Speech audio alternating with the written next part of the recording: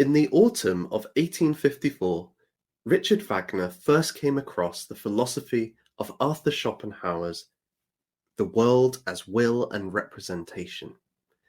This had a dramatic and profound effect upon the way that Wagner thought about the world and how he went about writing and creating his operas. We can see how this impacted him through his own record of the experience in his autobiography, which I'm going to quote at length. This is Wagner. Meanwhile, I plunged deeply into my work, and on September the 26th completed the exquisite fair copy of the score of Rheingold. In the tranquillity and stillness of my house, I now also became acquainted with a book, the study of which was also to assume vast importance for me. This was Arthur Schopenhauer's The World as Will and Representation. Herweg told me about this book, which had in a certain sense been discovered only recently, though more than 30 years had elapsed since its initial publication. I felt myself immediately attracted by it and began studying it at once. I had repeatedly experienced an inner impulse to come to some understanding of the true meaning of philosophy. Several conversations with Lers in Paris during my earlier days had awakened this desire within me, which up to this time I had tried to satisfy by attempts to get something out of the Leipzig professors, then from Schelling, and later from Hegel. Those attempts had all daunted me before long, and some of the writings of Feuerbach had seemed to indicate the reasons for it. But now, apart from the interest elicited by the strange fate of this book, I was instantly captivated by the great clarity and manly precision with which the most abstruse metaphysical problems were treated from the beginning. As a matter of fact, I had already been struck by the verdict of an English critic who had candidly confessed that his obscure but unconvinced respect for German philosophy had been attributable to its utter incomprehensibility, as represented most recently by the works of Hegel. In reading Schopenhauer, on the other hand, he had suddenly realized that it had not been his dim-wittedness, but rather the intentional turgidity in the treatment of philosophical theories which had caused his bafflement. Everyone who had been roused to great passion by life will do as I did, and hunt first of all for the final conclusions of the Schopenhauerian system. Whereas his treatment of aesthetics pleased me immensely, particularly his surprising and significant conception of music, I was alarmed, as will be everyone in my frame of mind, by the moral principles with which he caps the work. For here the annihilation of the will and complete self-abnegation are represented as the only true means of redemption from the constricting bonds of individuality in its dealings with the world. For those seeking in philosophy their justification for political and social agitation on behalf of the so-called free individual, there was no sustenance whatever here, where what was demanded was the absolute renunciation of all such methods of satisfying the claims of human personality. At first, this didn't sit well with me at all, and I didn't want to abandon the so-called cheerful Greek view of the world, which had provided my vantage point for surveying my work of art of the future. Actually, it was Herweg who made me reflect further on my own feelings, with a well-timed word. This insight into the essential nothingness of the world of appearances, he contended, lies at the root of all tragedy, and every great poet and every great man must necessarily feel it intuitively. I looked at my Nibelung poems, the libretti of the four ring operas, and recognized to my amazement that the very things I now found so unpalatable in the theory were already long familiar to me in my own poetic conception. Only now did I understand my own Wotan myself, and, greatly shaken, I went on to a closer study of Schopenhauer's book. I now saw that before all else, I had to comprehend the first part of the work, which elucidates and enlarges upon Kant's doctrine of the ideality of the world, which hitherto had seemed so firmly grounded in time and space. I considered I had taken the first step toward such an understanding simply by realizing its difficulty. From now on, this book never left me entirely through the years, and by the summer of the next year I had already gone through it for the 4th time. Its gradual effect on me was extraordinary and, at any rate, decisive for the rest of my life. Through it, I was able to judge things which I had previously grasped only instinctively, and it gave me more or less the equivalent of what I had gained musically from the close study of the principles of counterpoint, after being released from the tutelage of my old teacher, Weinlig. All my subsequent occasional writings about artistic matters of special interest to me clearly demonstrate the impact of my study of Schopenhauer and what I had gained by it. Meanwhile, I felt impelled to send the esteemed philosopher a copy of my Nibelung poem. I appended to the title in my own hand only the words, "with admiration," without any other communication. This was in part a result of the great inhibition I felt about confiding in him, and also due to the feeling that if Schopenhauer could not figure out from reading my poem what kind of person I was, the most comprehensive letter on my part would not help him to do so. Thus, I also renounced any vain wish to be honoured by a written response from him. In addition to these studies, I continued with the composition of the music for Valkyrie, living in great seclusion and spending my leisure time in long walks in the surrounding countryside. As usually happened with me whenever I was actively engaged in musical production, my poetic impulses were also stimulated. There can be no doubt that it was in part the earnest frame of mind produced by Schopenhauer, now demanding some rapturous expression of its fundamental traits, which gave me the idea for a Tristan and Isolde. What we can see from this passage is that Wagner's reading of Schopenhauer didn't produce so much a change of mind in him. Rather, what it did is it helped him to recognize that he had had certain instincts and intuitions about the world, which were already breaking through into his art, such as in the Rheingold. But his ideas about the world, which were heavily influenced by anarchists and socialists during that period, it was almost like his conscious mind was trying to force an interpretation on the world that his unconscious didn't recognize.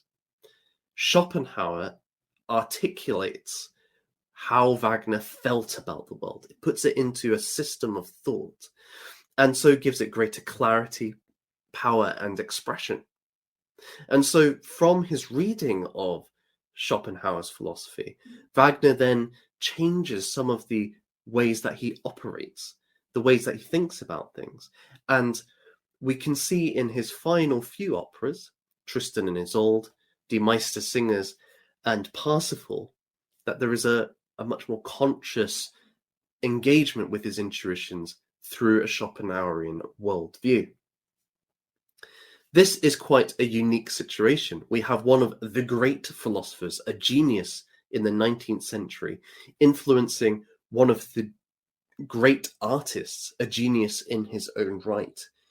I can't think of another time in history where we've had such a relationship like this, where the influence is so dominant upon the artist. In this video, I want to outline some of the key ideas in Schopenhauerian philosophy, and then go on to discuss how they are expressed and manifested in Wagner's operas. Schopenhauer's philosophy presupposes Kantian epistemology. He was quite clear that he was building upon what Kant had achieved. So if we're going to understand Schopenhauer, we first need to address what Kant's idealism is all about. Kant argued that our experiences are dependent upon our faculties. They're shaped by our faculties. And we can see this in two ways. The first is in terms of our senses. We apprehend the world and it appears to us in a certain way, which is conditioned by the nature of our five senses. But this experience that we have is limited. We don't experience the full range of possible experiences in the world because of the nature of our limited senses. For example, dogs can hear higher pitches than us. Likewise, birds of prey can see more colors than us. They have ultraviolet vision, which helps them when they're miles high in the sky to see prey in among the bushes and so on. This shows us then that our senses limit the nature of how we can engage with the world. We can only experience maybe a part of it. We don't experience its full totality. There's things beyond our experience. But it's not just our senses which limit the way that we engage with reality. It's also our mental faculties. Those things which shape the incoming sense data and put it into a coherent form for us to interpret. Everything that we experience is mediated through the categories of space, time, and causality. There is nothing that we experience in the empirical world that doesn't have these three features to it. For example, when I watch a game of snooker, I see the snooker player move his cue and strike the ball. I don't infer that he's caused the ball to move. I don't reason it out. I just see it in my experience. It's just there. I can't apprehend it in any other way. Even though, as David Hume showed, we're not actually seeing a cause, right? We're seeing a succession of events, but our mental faculties are such that we see that as a causal relationship. What Kant then showed was that the world as it appears to us cannot be taken as the world in itself. We have to divide between these two worlds. There is the world of experience, which is dependent upon our faculties and mediated through our faculties. And there is the world apart from our experience. He called these the phenomenal world, the world of appearances, and the noumenal world, the world which is the things in themselves. And Kant argued that there is a sharp divide between these two. We can never know what things are in themselves like, because all of our knowledge comes through our experiences of them. And so if we were to try to get beyond our experience, that is impossible. Let me put it another way. If we wanted to see whether the categories of space, time, and causation apply beyond our experiences in things as they are in themselves, we would have to move beyond our own experiences, right? We would have to lose these categories from our own experience. But this is impossible. All our experience presupposes these things. And so it follows that we can never know whether these categories apply to the things in themselves. We cannot get outside of our subject-dependent experiences. For Kant, then, we have to remain agnostic about the noumenal world. Because we cannot know it, we cannot say anything for sure about it based on our experiences. We can perhaps reason certain things about it based on the presuppositions about our experiences of the world, but we cannot know directly anything about the noumenal. Schopenhauer agrees with this point. He takes this as a given, but he wants to go a little step further than Kant. He wants to say, okay, how can we connect the world of appearance with things in themselves? Why does the world of appearance have the character that it does? Can we use that to infer anything about the noumenal? The first thing that he does to do this is he challenges, or he draws attention to the idea of differentiation. Most of the time, we experience the world as a collection of different objects, and we're able to distinguish objects through space, time, and causation. For example, I can differentiate myself and this chair because we're in two different spaces. I can differentiate two things according to time. So there was something before and now there is something after. These are different. We can differentiate them because they're in a different place on the linearity of time. In terms of causation, we can say that in every cause there is something which acts, an agent, and there is something which receives this action, which is changed by this action, the patient. And so there must be two things there, right? We're differentiating their parts within the process of causation. Schopenhauer makes the following move. He agrees with Kant that space-time and causation are all concepts which are built into our mental faculties and shape all of our experiences. He then makes something of a leap, a logical leap, and says, well, we cannot apply the categories of the world as it appears to us to the noumenal. Therefore, we can infer that in the noumenal world, in things as they really are, space, time, and causation do not apply. This is actually logically doesn't follow, but let's carry through Schopenhauer's thought. As a consequence, if these categories do not apply to things in themselves, then there can be no differentiation in things as they are in themselves. As a consequence, that means all things are one. In reality, in the true nature of things, everything is one. And so the world as we experience it is illusory, because although we see things as different from ourselves, actually, we are one with everything else. We are the one reality. This idea is reflected in various aspects of Wagner's later operas. In Die Meistersingers, Hans Sachs makes a famous speech, and he's talking about the activity of hunting, and he delivers the following lines. Driven into flight, man is under the illusion he is hunting and does not hear his own cry of pain.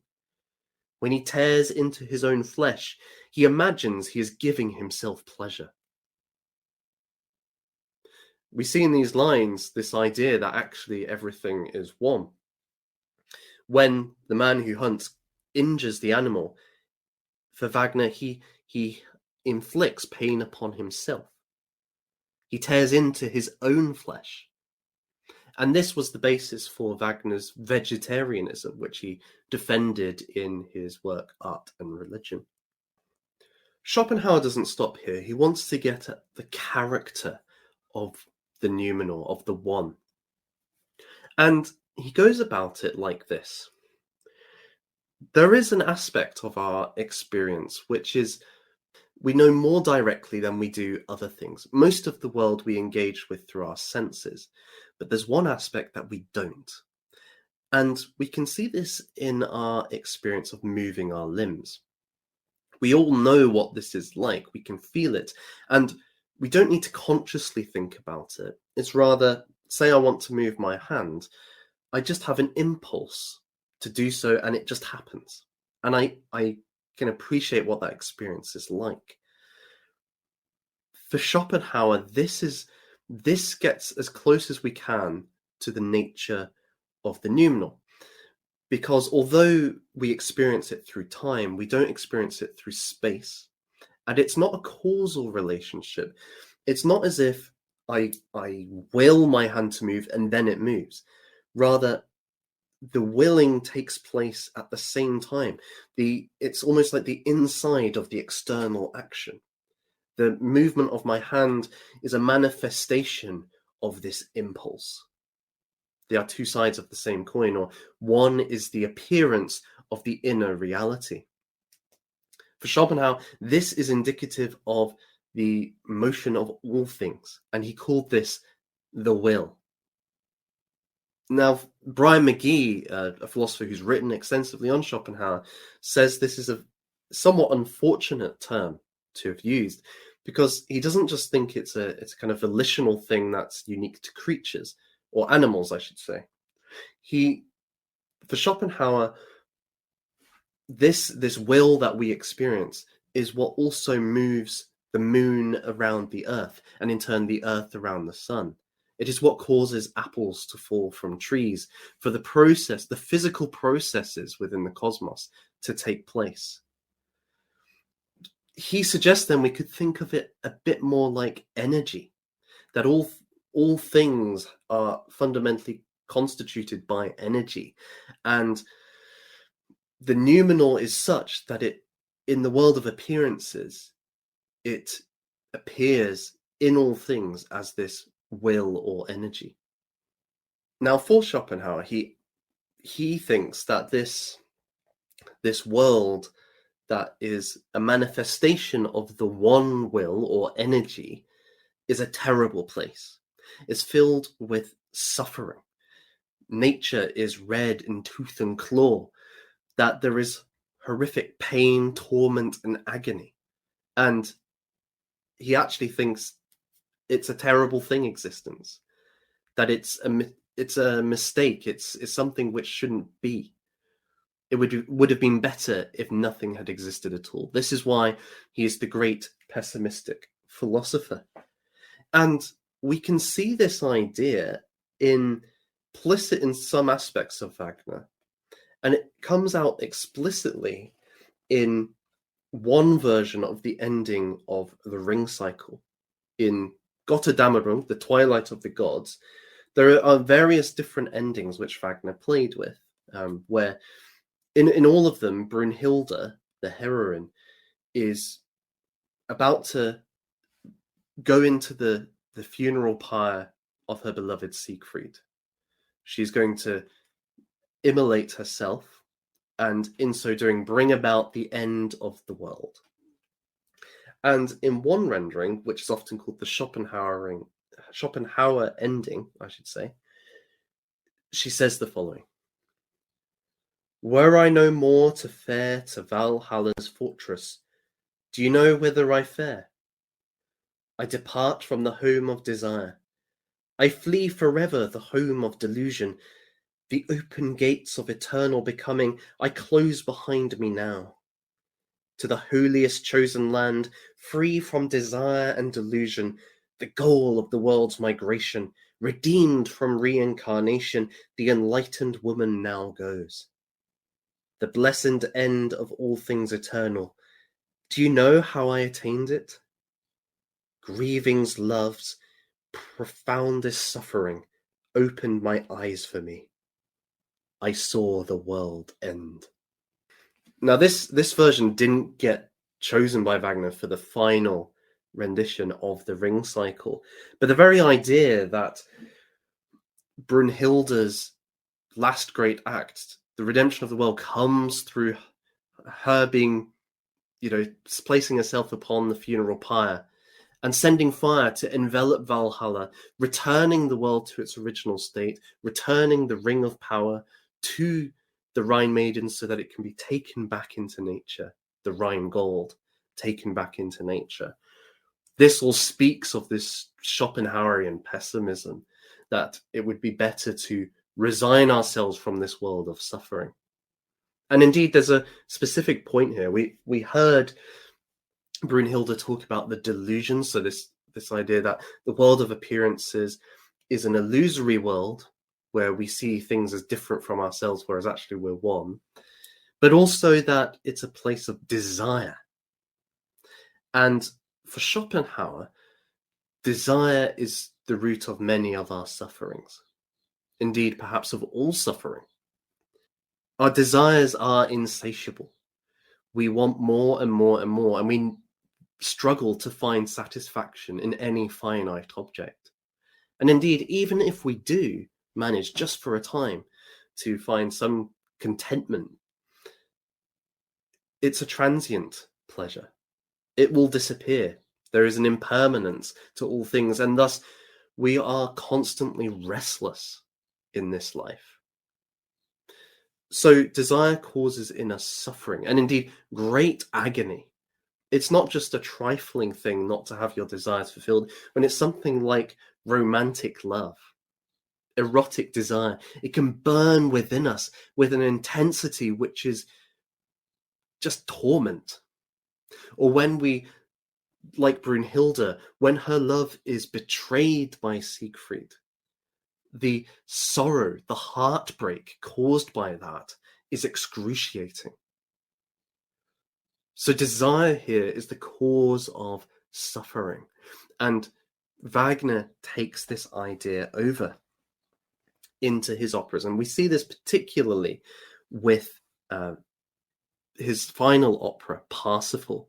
Whereas in previous ones, he had been somewhat sympathetic to erotic desire, which I should say for Schopenhauer, all desire has this element of eroticism to it, in part because the will, the energy which drives us is to exist. And sexual desire is that which brings other things into existence or continues our existence in another, right? So we have this idea that this is the core drive in our being. Whereas in earlier operas, it's somewhat sympathetic to it. Wagner even thinks it might be a stage towards redemption. In Parsifal, it is seen as the enemy. This can be observed in the character of Amfortas. He is the king of the Knights of the Holy Grail. This band have been attacked by the evil wizard Klingsor, who is luring knights away, causing them to fall into sin and thus be excluded from the Holy Order. Amfortas, a brave and noble man, wants to deal with this problem. And so taking the holy spear, the spear which pierced Christ's side, he goes to confront Klingsor. He goes to put an end to his wickedness and treachery. But as he arrives at Klingsor's castle, he goes through the Garden of Delights, and there he meets a beautiful woman, Kundry. And Kundry seduces Klingsor. He is overwhelmed by erotic desire for her and surrenders in a kiss. In so doing, he loses the holy spear, which Klingsor takes for himself and pierces Amfortas' side. He is then wounded and returns to the Knights of the Holy Grail, a man who is a sinner, a man who is physically wounded, and this wound will never heal. And indeed, when he is called upon to perform the Eucharistic rite and lift before the community the Holy Grail, he is in physical agony. But there is an interpretation of this opera, I think a natural interpretation, which would see Amfortas' wound as a visual symbol or a physical symbol of an existential or inner wound that he has. And this is the wound of erotic desire. Once it has been awakened by Kundry, it can never be healed, right? He longs for this to be fulfilled. It burns within him. And Parsifal, who later, as we'll hear later, he in the opera at one point feels what Amfortas is suffering for himself, in himself. He describes it as being a burning passion a terrible longing that seizes all of his senses. It is like an earthquake shaking all around him. And this is, of course, the romantic desire at the heart of Amfortas. It is this limitless thing which can find no rest or satisfaction. We can see it also in the character of Kundry herself, this woman who, because she mocked Christ as he was being crucified, has been cursed and condemned to reincarnations in a life of constant suffering and misery. She can find no atonement. She can find no contrition. She can find no forgiveness. And she hopes that if she can seduce Parsifal, then she might have some solace. She says something to the effect of, I know that if I lie with you, if you give in to me, then I might be saved for an hour, even though I might be damned for the rest of time. We can see it like this. If Kundry is moved by erotic desire, then for an hour she might get some contentment through the act of sexual intercourse with Parsifal. But this will just stimulate her desire, and she will continue to feel it there from there on. It's not something that will go away by sating it. It will actually intensify. And so 1 hour of salvation will lead to an eternity of damnation.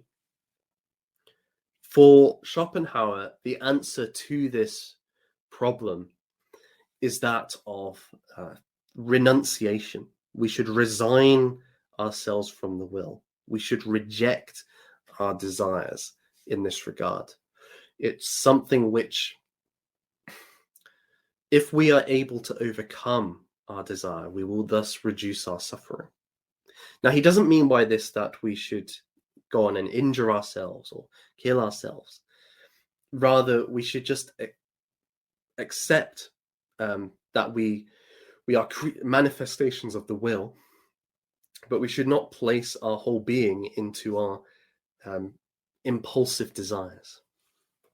Instead, we should follow a life of compassion. That is, rather than putting our own wills first, our own interests first, we put the interests of others as our driving goal, as our primary motivation. And indeed, for Schopenhauer, this makes sense because if we are all one, then if I care for you, I'm actually caring for myself. I'm caring for all things. For all things are one. And this idea of agape is also there in Wagner's operas, particularly in Parsifal. It comes to fruition there. Whereas the characters of Amfortas and Kundry are afflicted by the problem of erotic desire, by the ego wanting to assert its own interests, their redemption comes through Parsifal, the pure fool who has been enlightened by compassion. He feels Amfortas's pain. That is, he can sympathize with it. He actually feels it within him. And then he goes on a quest to heal Amfortas. He retrieves the holy spear and thus placing it into Amfortas's wound, restores him. And what is more, knowing that the holy spear has left the defiled hands of Klingsor and returned to the community of the Holy Grail, there is a sense in which Amfortas can be at peace with himself now. With Kundry, Parsifal does not give in to the temptation to have sexual relations with her. Instead, he knows her sorrow and feels her sorrow, and at the appropriate moment in the story, offers her a way of reconciliation. He forgives her and baptizes her. This allows her to finally leave this mortal life, having existed for generations through various reincarnations, cursed to do so. The gift of compassion, the gift of pity, The gift of redemption enables her to finally stop striving for the satisfaction of erotic desire, and thus the extension of one's life. She is able to die peacefully. She just disappears on stage. We've looked at several of the key metaphysical and ethical ideas in Schopenhauer's philosophy and how they impacted Richard Wagner. As Wagner alluded to in his own autobiography, many of Schopenhauer's insights about the arts, in particular music, impacted his own thinking.